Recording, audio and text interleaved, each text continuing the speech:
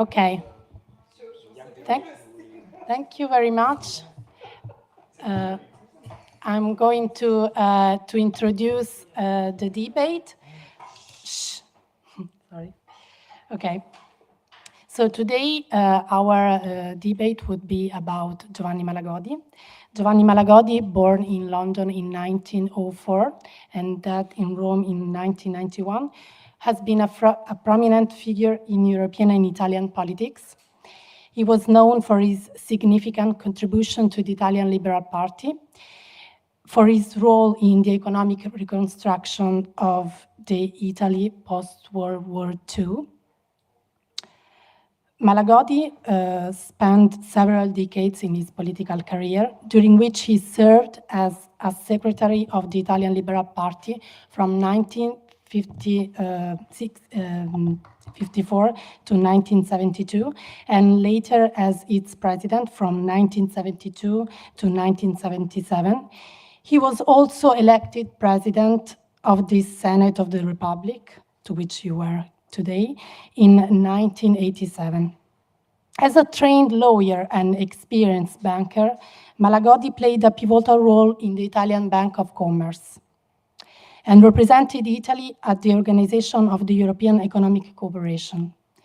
His tenure of Minister of the Treasury from 1972 to 1973 saw him implementing economic policy that shaped Italy's liberal and entrepreneurial landscape. Malagodi's influence extended beyond national borders, as he served as the president of the Liberal International, reinforcing his status as a significant European liberal figure. For our president, Benedetto, he was a European citizen. Malagodi was a promoter of the European Liberal Democrats as a prodrome of the current ALDE and the Federation of Liberal Parties. The idea was nurtured from the early 1970s in a series of meetings within the Liberal International area, among personalities apart from Giovanni Malagodi, such as the Luxembourg, such as Gaston Thorn, Walter Scheel, David Steele, Didrik Chancellor, and Martin Bangemann, and in later years, the president of the European Parliament, Simone Weil. The first Congress of the European Liberal Democrats met on the 27th March 1976 in Stuttgart. On this occasion, the European Liberal Democrats parties adopted the constitution and statutes of the Federation and a declaration that formed its foundation stone. The Stuttgart Declaration established the union of the liberal parties of the European countries to pursue the goal of European political union. In addition to his stature as an economist, as a liberal, as a federalist, what should also be emphasized is Giovanni Malagodi's intellectual depth and role in bipolar politics at the time of the Cold War. Indeed, Malagodi was a doctrinaire.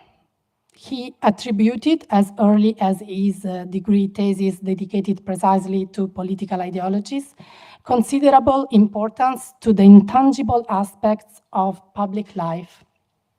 He believed that the political struggle in the 20th century of totalitarianism consisted above all in the clash between opposing civil religions, and that the victory of liberal democracy over fascism and communism therefore depended on the conviction with which the West would believe in its values and the strength with which it would preserve them in their purest form. He saw the free world in its struggle against the serf world. In 1980, he was interviewed by the Dutch Liberal Party leader Frederik Bolkestein about his experience as a liberal politician. And some of his answers to Bolkestein are quite interesting to give an idea of its role in the Italian First Republic and the European politics at the time of bipolarity.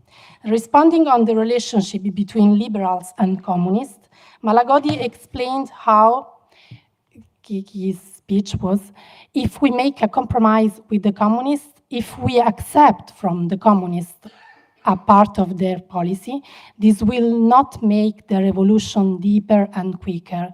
It will make it shallower and slower. They would find themselves not confronted with the need of coming to terms with a free society, but in the position of managing a sort of society that is neither free nor really unfree. This was his idea. And again, on the systemic difference between the liberal world and the communist world, Malagodi stated in the same interview that the theology of liberation is again an instance of the same dispute.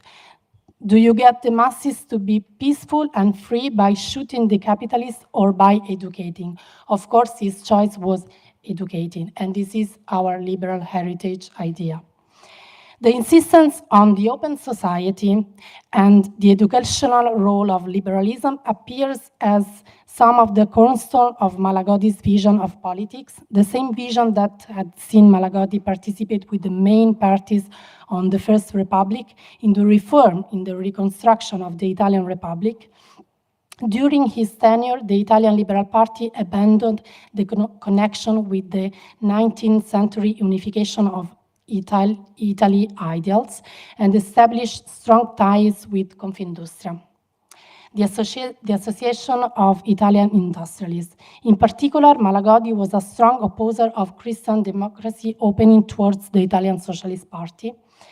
What caused in 1955 the secession of the Liberal Party left wing, forming the Radical Party? Malagodi clearly distances himself from radical liberalism and Keynesianism, because he believed the state should only intervene where really necessary, always with great prudence, and bearing in mind the extraordinary and, if possible, temporary nature of interventions. In short, only as long as the freedom of the individual is preserved as a fundamental principle of associated life. The union of European liberal soul, the fight against all forms of totalitarianism, the freedom in political life, and the individual and market association appear among the most evident lessons of Malagodi's legacy more than 30 years after his death. For this reason, in order to celebrate the figure of Giovanni Malagodi as a liberal, as a Europeanist, as a man of thought, as a man of action, the Luigi Einaudi Foundation, together with the European Liberal Forum, has today decided to organize this roundtable entitled Giovanni Malagodi and the Liberal International. Before giving the floor to our discussants, I will give the floor to Marco Mariani for the European Liberal Forum greetings. Thank you. Okay. Thank you, Renata.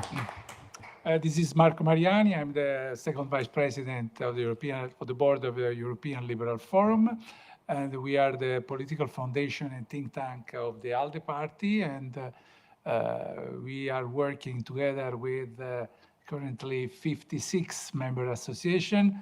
One of these is Fondazione Luigi Einaudi, and is hosting us today. And we are working for spreading liberal ideas through Europe. So thank you for taking time out. And before saying what is the legacy, what is and the importance of Giovanni Malagodi and also Luigi Einaudi, I think we have a brilliant guest today. I prefer you give the floor first to them. Thank you.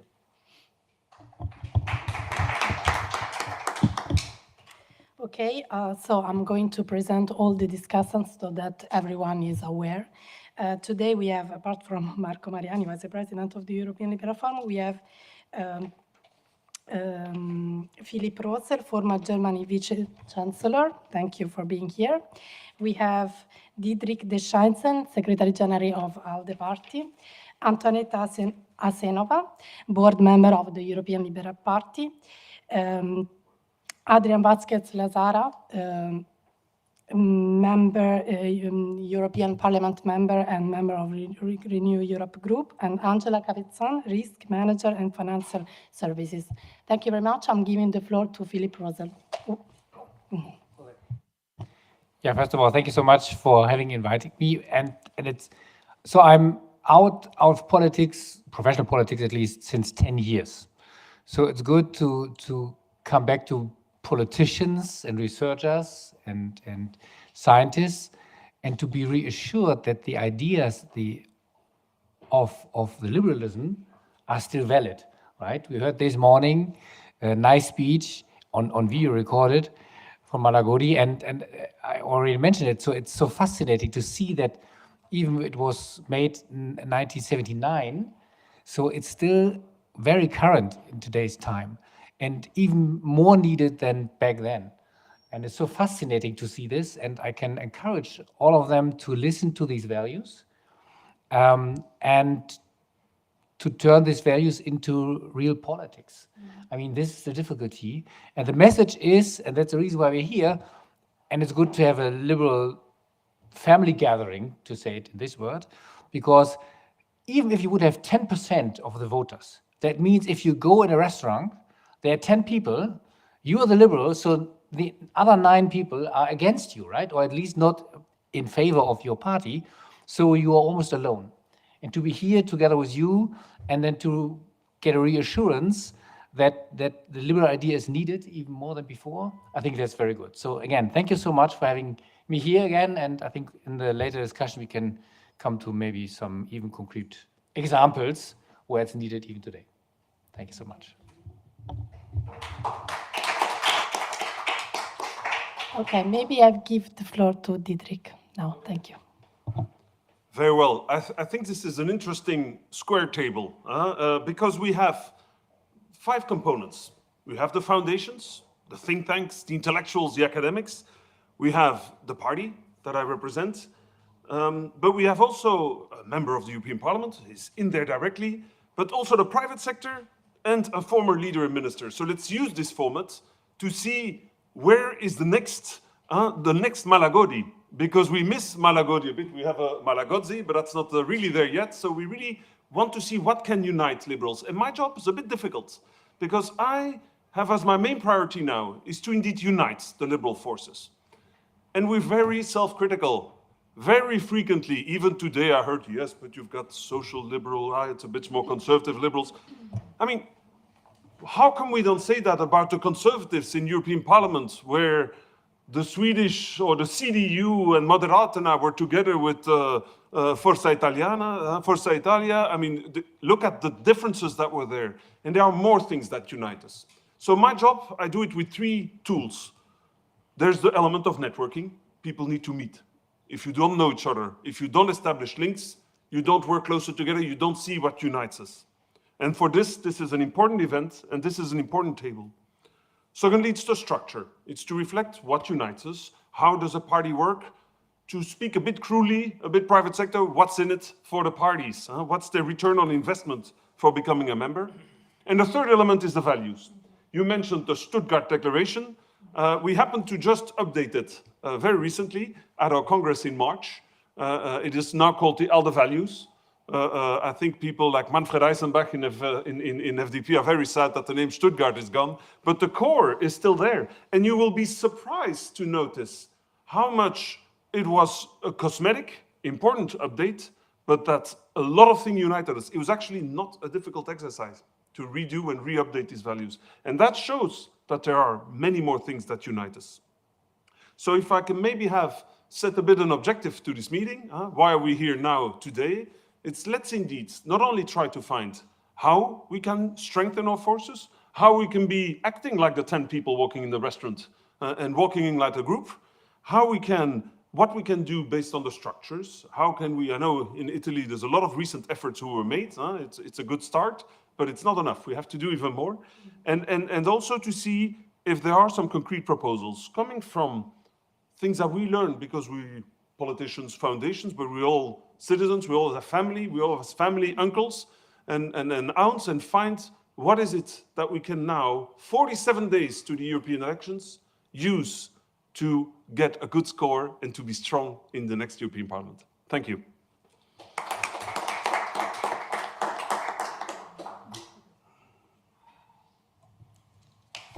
Okay, thank you very much for this, this perspective. I'm going to give the floor to Antoaneta. She wants to contribute to the debate.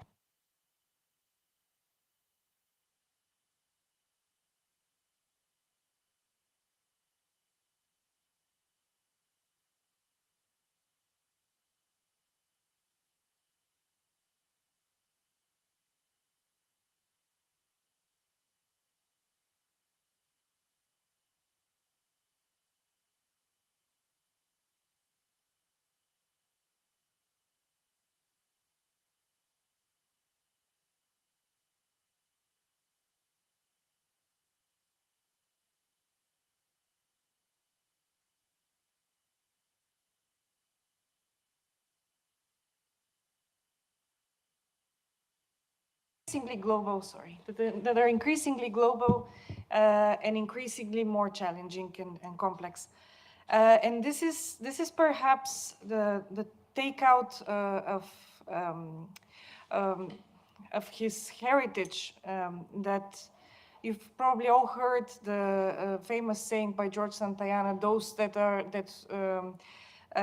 cannot remember the past are doomed to repeat its mistakes.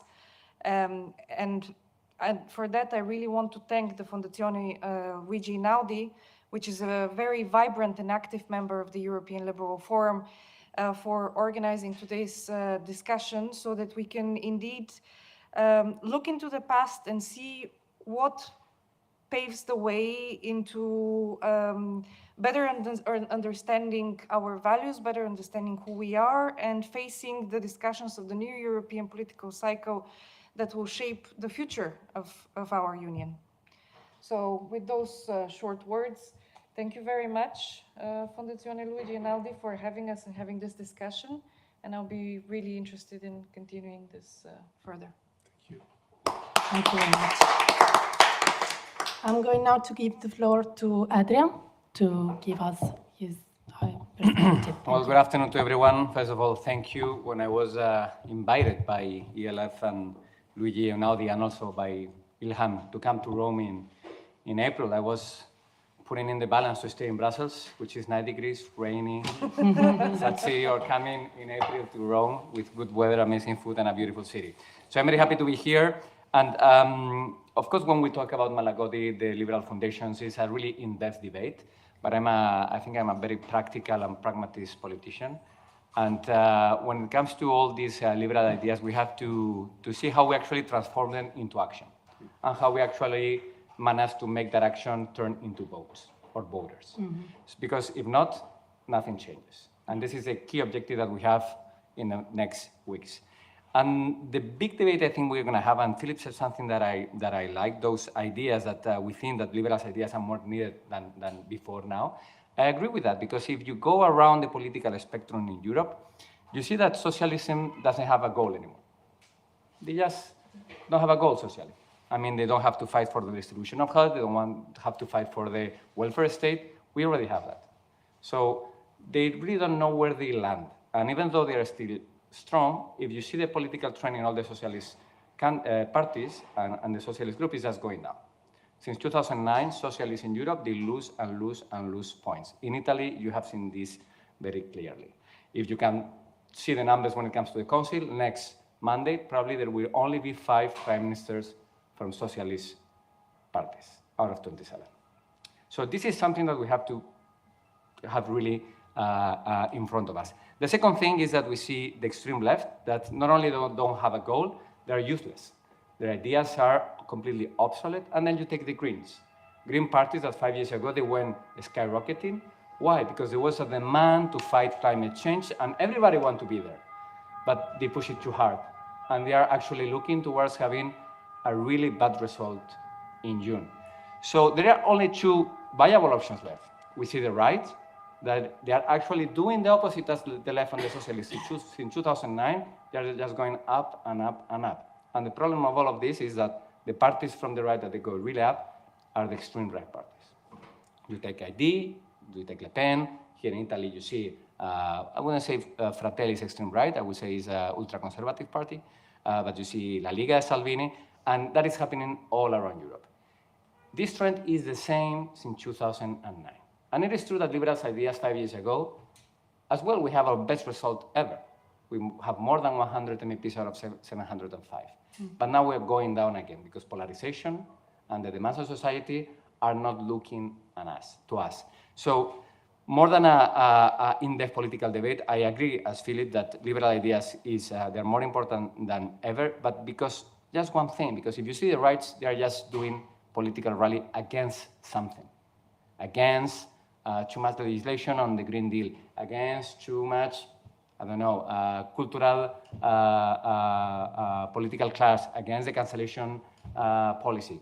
Liberals, we always want to reform, to improve, to change. We really want to be better. But at the same time, sometimes we are our own enemies because we are too brainy when we want to take policy towards politics. Thank you very much, Adrian.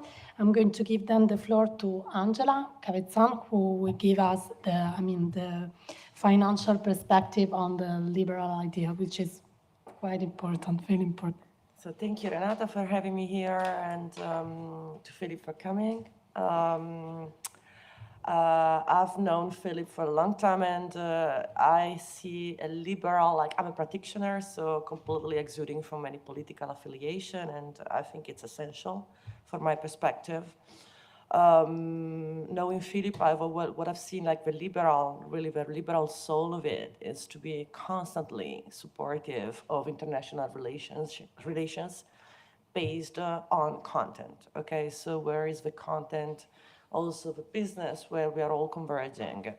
I've lived myself in Germany, so that's why I was curious actually. And again, being a practitioner, I think it was just came more natural. Like the liberals in Germany were way more open to, dialogue with business, and this is one of the aspects I would like to talk about. I don't know if the same is happening in Italy, which is my concern, because I'm proudly Italian, if I can say that. And I would definitely like to see it more. So again, thanks to you for inviting me here. And to me, there's two things that make up for the magic formula. The first one is to have the right plurality of dialogue between private and public sector. And I'm intentionally avoiding the word diversity. Okay, I'm talking about plurality and the right balance, okay? And the second one is to have a risk agnostic approach, okay? So weighting the opinions for, in a way that's risk agnostic, so that really takes into consideration the essence of things. In my opinion, some of the things have lost a little bit their way. For example, in Italy, the first diversity, when we talk about the right dialogue, the right plurality in dialogue, the first diversity to implement in Italy is demixture with power. So private shouldn't mix up so much with the power. You should a little bit widen also to other sectors that are by DNA and by nature maybe less loud or visible, like research, international relations, the industrial, the architectural, the pharma, the science parts that are less visible, but they are incredibly, by nature also, incredible driving forces for growth with a cascading effect along sectors that is incredibly powerful. So in this perspective, and here I would like to question the EU representative sitting here, European funds have been paramount. So we really look forward. What I would like to see is a lot of dialogue, like really constructive dialogue. Not too brainful, as you were saying, like, or too picky or, too philosophical, but really like seeing what is the advantage that a single country and growth and good business with lean procedures, less bureaucracy. Bureaucracy causes conflict, it causes corruption, okay? How can it be, how does Europe support this from the one side? From the other side, there's very nice discussions ongoing about values like abortion going ahead, but you are not talking enough about digitalization or artificial intelligence, which is going to be one of the sectors where we will see the majority of investments happening in the near future. Oh, just cut me short if I speak too much, you know, I'm Italian after all. So, the second part is to have a risk agnostic approach really means to integrate all of the perspectives and you know, kind of trying to also use the practitioner experience where you feel like, how could we resolve this problem?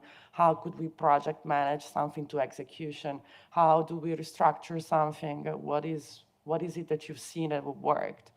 And on this page, I would question Philipp a little bit, because I asked him so many times these days, what is the magic formula that helped you and that, you know, that during those years to also build, you know, how did you resolve problems with the businesses? You know, how did that evolve? How did you resolve conflicts and things like that? But Renata, you are the moderator, so over to you.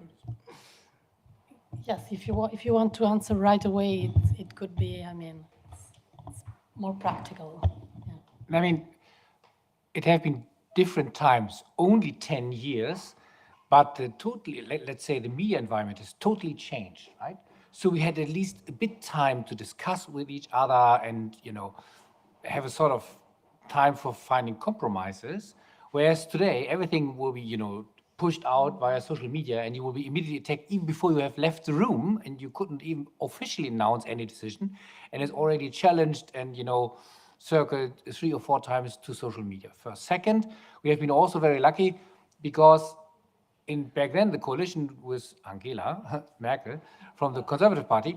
So at least there have been more similarities between the Conservative Party in Germany, the CDU, and the Liberal Party, FDP, than we do have, let's say, as of today, between the Social Democratic Party, the Green Party, and the Liberals.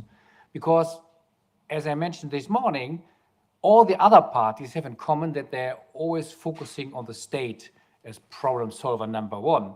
So certainly different gradation, but the Green Party, and I think day to day in the parliament you can confirm this, as well as the Social Democratic, are by nature, by their philosophy, more focusing on the state. And fight for freedom means literally day by day in a coalition for a Liberal Party to fight against the idea, oh yeah, maybe the state can do it. Oh yeah, we need some more civil servants to put it into reality. Oh, we need also some acts and laws. Let's create some directives and more bureaucracy. And oh gosh, we have to pay for. Let's ask the people with taxes if they can pay for. So, and this is the permanent fight. It was easier back then, but at the end, it's still today the same to be always ready for compromise. As mentioned, so if you're not 100%, but only 10%, which would be a lot currently, so then you have to be ready for compromises and to fight for. And we are out of the idea of enlightenment, so we have to explain everything. And in today's time, you have not that much opportunity to explain any decision and to get the people on board for what you have in mind. Thank you very much. I'm going to give the floor to Marco to give us the perspective of Giovanni Malagodi, indeed. Okay. A very interesting and motivational intervention. We could question, is it still important to celebrate Luigi Einaudi and Giovanni Malagodi, or it is just a relic about our current dailies? I think it's very important. Not only Renata is an academic historian, so I have nothing to explain to her about the importance of history in our daily life. I could just mention concerning Luigi Einaudi that he wrote his first paper on peace, on the necessity to have a federation of European states in the end of the 19th century. It was 1896. And he is a well-known politician, of course, but he was and he's known in Italy as a full professor at the Bocconi University of Economics, of course, also as a governor of the Italian Central Bank, as a journalist. He was the first president of the Italian Republic elected by the parliament after the democratic constitution. But he is not well known as a master of the European Union. He wrote his first paper, as I told you before, at the end of the 19th century. And he was very keen with the crisis in Crimea, not the current crisis, the crisis that happened when Russia invaded Crimea, and he was in favor of the Western countries, UK, Italy, we could say Europe, together with Turkey, against Russia, because in his opinion, it was challenging the situation, and it was very important that a united group of nations intervene for restoring peace, for instance. So it is important, it was important, it will be important to have a vision.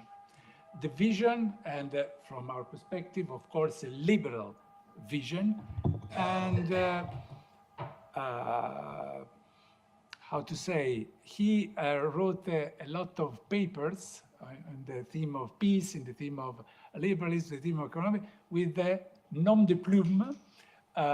It was Unius. This was very similar to Publius, the name used by Hamilton, Jay, and Madison to uphold the American Declaration of Independence, and after that, the American Constitution. And his papers were very influential to Mr. Altiero Spinelli and also to Rossi and Colorni. So we can say that he can be considered the father of European fathers. And even he was not in the best of his political activity when really the European Union proceeding moved to be very productive, but he influenced so much with his paper, with his vision, these European Union pioneers, that we can consider Luigi Einaudi the father of the European Union fathers. That's why it's still important, his approach is still important, his vision. It was a liberal, not a radical liberal, but he believed that one of the main crucial issue was the state sovereignty. Everything has to do to fight the state sovereignty, because this condition should bring necessarily to war. And his nightmare was the World War. So how to avoid a world war? To create a federation of states. So he started to uphold the idea of a federation, not because of a romantic approach, because of a kind of necessity in our state interest as well. Thank you. Yeah, thank you very much, Marco. And this is the crucial issue, I think, because, of course, Malagodi and Einaudi are pretty different as liberals. I would say that Malagodi is more important for his individualism approach, so as an economist, whereas Einaudi, apart from being an economist, was important also, and I would say above all, as a federalist, as a European federalist. I would provoke you, so if you want to do like a little last round with two questions, which would be for you the main characteristic for a liberal? So in which adjective you see liberalism at whole, and which has been one of the main obstacle in your liberal life? Which had been one problematic you faced within your profession or within your political life? I would start with Philipp, if you would like. As already mentioned, so I would say the main point is that all the others are focusing on a strong state and public system, whereas liberals focusing on a strong society and we do everything to put in a strong society. And this also explains to some extent the challenge we are facing as liberals, because it's easier to say, look, we have a strong state, we put some money in and let's see how it works out. Whereas we have to take about each one of the persons in the European Union, right? To train them, to educate them. That's what you are doing as a foundation, for example, right? To create the knowledge. And we have to bring over across the knowledge to the people so that they are strong by themselves. And the stronger the people, the less they were calling for a strong state. And they won't follow anyone like a populist who have sweet but poisoned messages, as long as they can think by themselves. But to give them the opportunity to let them think by themselves, this is the biggest challenge liberals are facing. And it's easier and more popular to say, oh, the state will solve all the problems, and we put in, is there COVID coming, we put some money in, is there war coming, we put some money in. I mean, it sounds easy, right? So, I mean, and with a message of hard working, hard learning, being on your own, and this is not always the nicest message. So, but it's still nice to be liberal, not to underrate this. Thank you. Didrik? Yes, I think as the main characteristic, there is still this element of freedom that comes, and that's in our name, that's essential.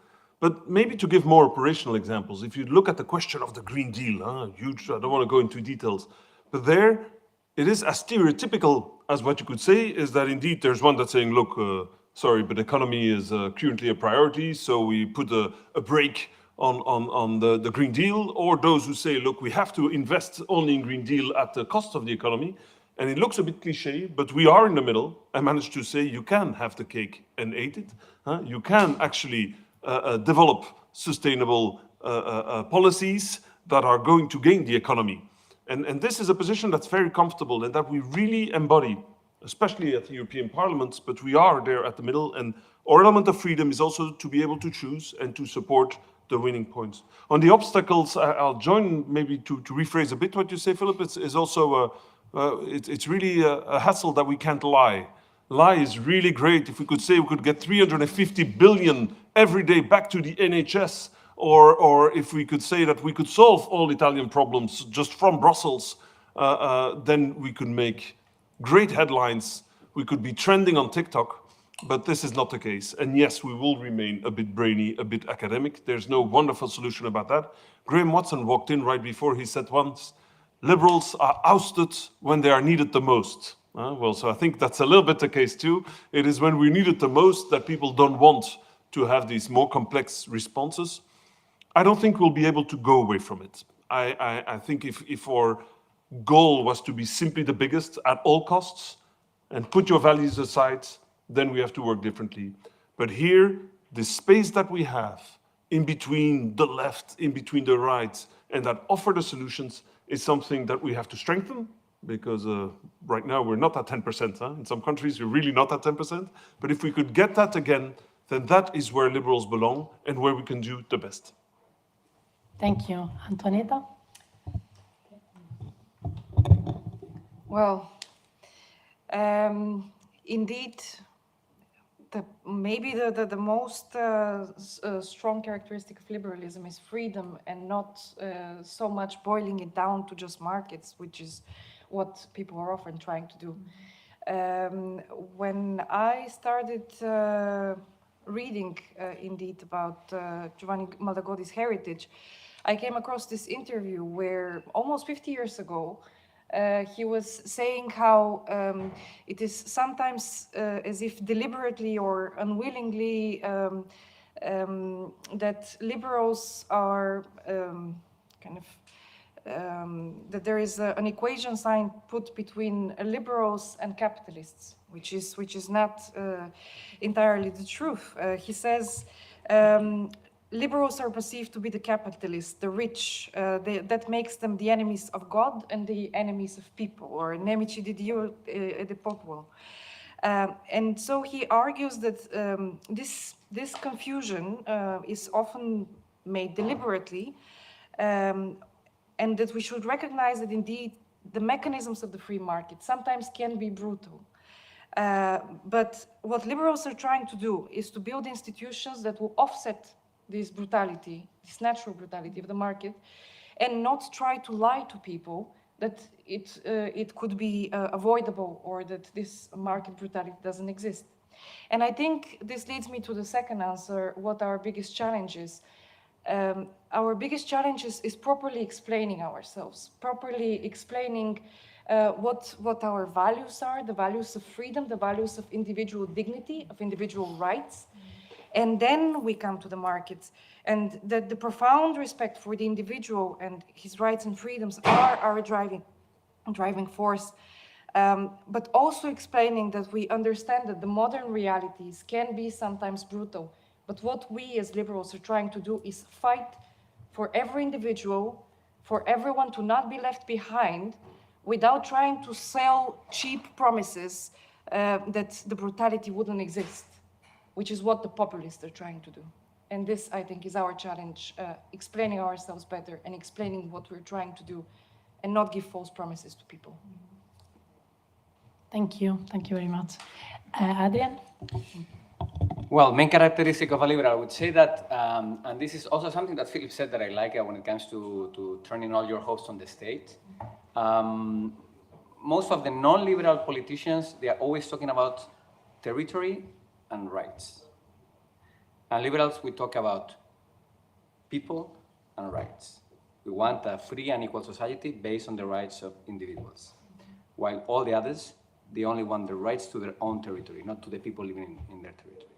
That's the main characteristic or difference, I would say, between liberals and those that they are not. Which is the main problem in a liberal? We don't win elections. We just don't win elections. That's my main problem. You were saying 10%. I was making the numbers, and last time I checked polling, when it comes to Europe, and it was this morning, only 8 countries in Europe has liberal party with more than 10%. 8. Which are Luxembourg, Belgium, Netherlands, Romania, Estonia, Slovenia, France, and Slovakia. 8. I think I'm right. I added Estonia, but yeah, I said Estonia. Yeah, of course, we have the prime minister there. Welcome. So, and that's the main problem we have. And then we go back to what Didrik was saying and what Antoaneta, when it comes to lie, populism. I understand that. I understand that our core values, and I think that liberals, we are the perfect match between pragmatism and idealism, but we have to go a little bit farther. And if we want to win a fight with someone that has a gun, we cannot go to the fight with bare hands. So I'm not saying we have to become populist. I'm not saying that we have to lie, of course not, just the opposite. But I have to, what I say is that we have to be more realistic.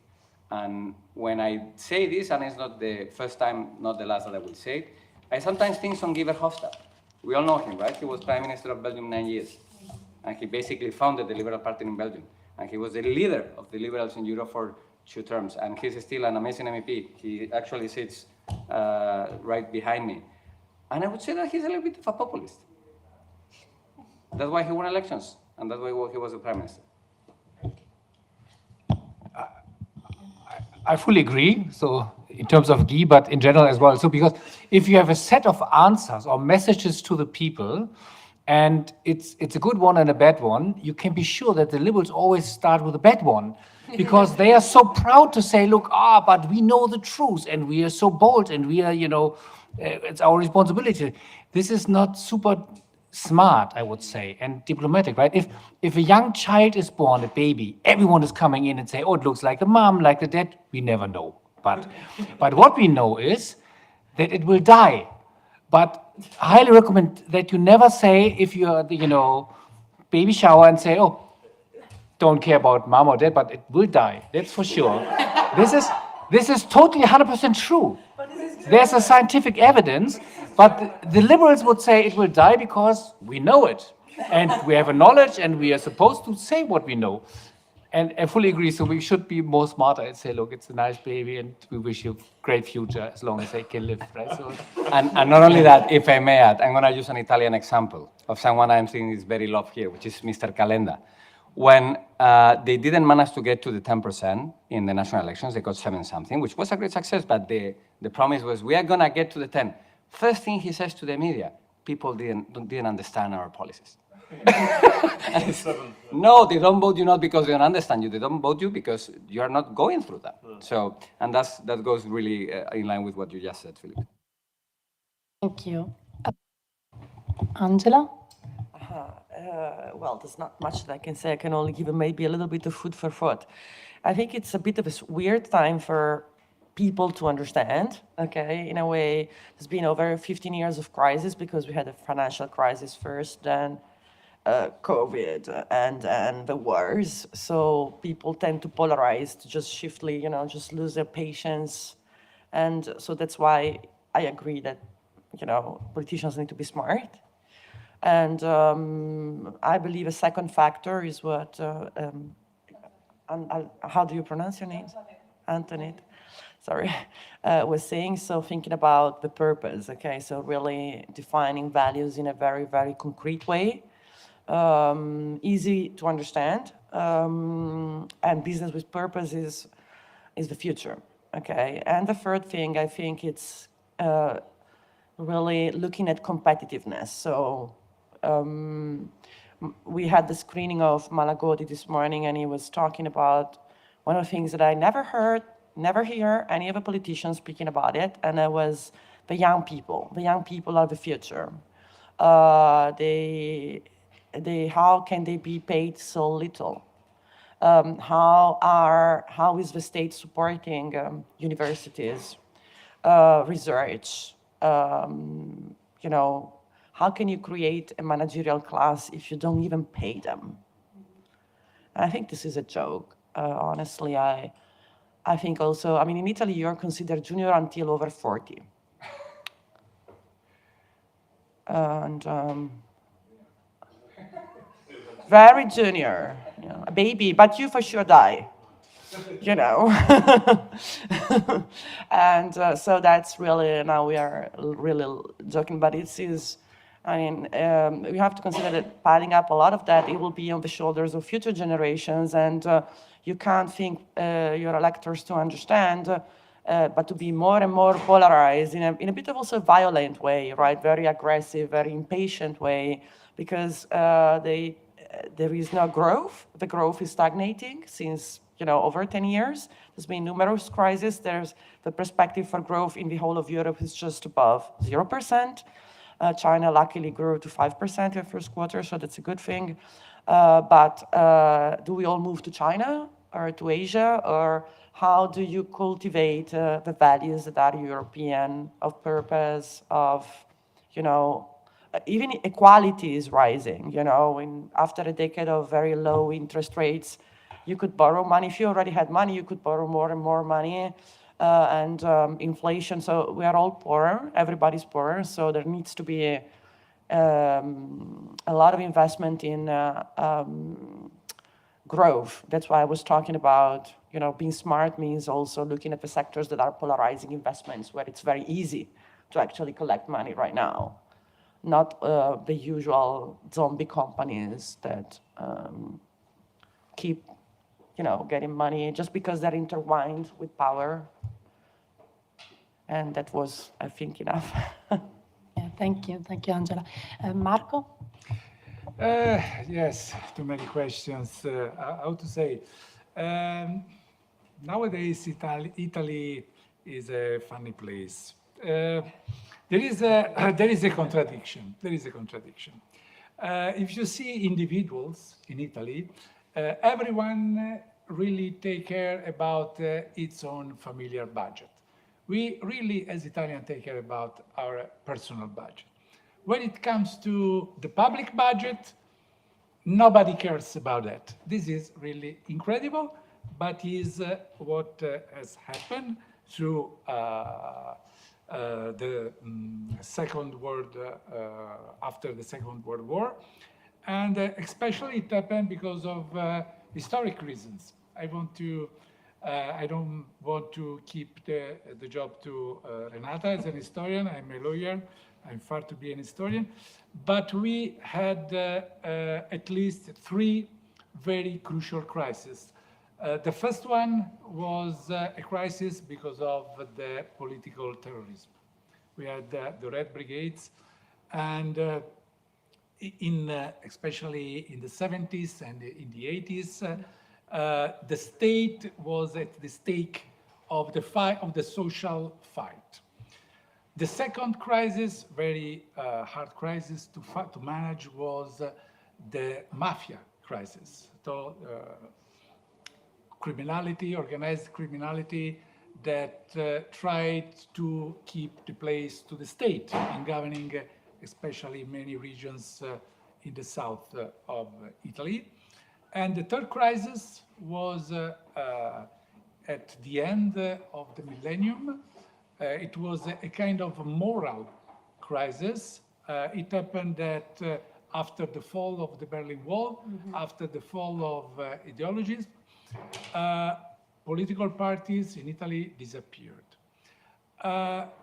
This lack of power, this emptiness, was the best environment for other powers. I mean, the judiciary, they took the power against that. And after that, we have a politics that is really weak in managing all social affairs. What is the outcome of that three crises? That in my country, the bar of the rule of law really went down. The role of individuals was not at the center of the policy of our institutions. And at that time, politicians, to keep people calm, they decided to give money to people. Obviously, not their own, not money from their pocket, but from the public budget. And that's why we have such a public debt. But what is even worse than this is that many Italians nowadays looks to me as benefits addicts. If you ask someone who is drunk, what do you want? He's not saying, please help me. No, he asks for wine, more wine. I want more wine. What are asking Italians to politics is more benefits. We want more benefits. So you understand that it is really a bad circle when you enter this mood. And really, I do hope that we will find a way to reshape again the liberal values, the values drafted by Luigi Einaudi, by Giovanni Malagodi, the importance of individuals, the individual accountability. You are accountable of your future. You cannot ask the state to sort out all your problems. Of course, we need Europe, we need a stronger Europe, but we cannot expect that Europe will sort out every kind of our problems. After that, nowadays we are under the threat of the Islamistic terror. We are under the threat of the Russians. A lot of forces that are really fighting against our Western values. So that I do hope that Europe will be stronger and stronger. Dear liberal friends, we need an army. We need more cooperation in this situation. I think that we have some clues in this very important direction, such as Didrik before mentioned the Next Generation EU. Next Generation EU is a very important plan of solidarity between European member states, and this is the direction that I hope my country will decide to follow. Thank you very much, Marco. Thank you, all of you, for your passionate intervention. And we can keep the discussion within the coffee break and then the exhibition, which is waiting for you. Thank you very much.